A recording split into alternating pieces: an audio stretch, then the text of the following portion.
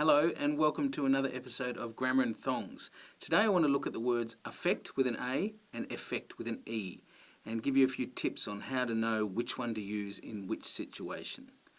The easiest way to remember is by remembering the word raven, okay? Remember, affect is a verb, effect is a noun. Right, so affect is a verb, so we'll put that there. And it's a verb that means to make a difference to. So synonyms for the verb affect are things like to alter, or to change, or to influence. And you can see that they would all work if we put to in front of them. So you know that it's a verb because it means to do something. Whereas effect is a noun. And synonyms for the noun effect are things like the result, okay, the impact, or the outcome.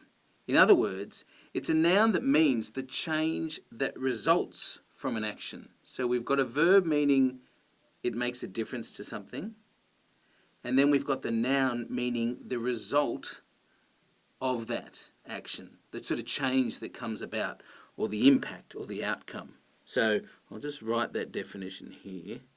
The change that results from an action.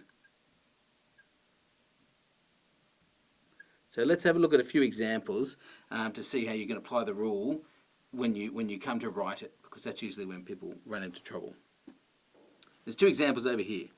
The first one is the cold weather, and we need to know whether it's the cold weather affects or the cold weather affects my mood. So it is making a difference to, right? The cold weather is making a difference to my mood. And so we know that that has to be affects, the verb. It's making a difference to my mood. Whereas the second example, we felt the effects or we felt the effects from miles away, is talking about the change. So say this was a volcano erupting a long way away, and an earthquake, and you could feel the effects of that. You could feel the change that resulted from that action of the eruption from miles away. We felt the effects. So you're talking about things, okay? And the goes before it. So this is effects with an E. That is an E. Okay, so to would go in front of affect, as in to affect my mood. The would go in front of effects, as in we felt the effects. And you can have both words in the one sentence, for example, or in the one sort of paragraph, like the cold weather affects my mood.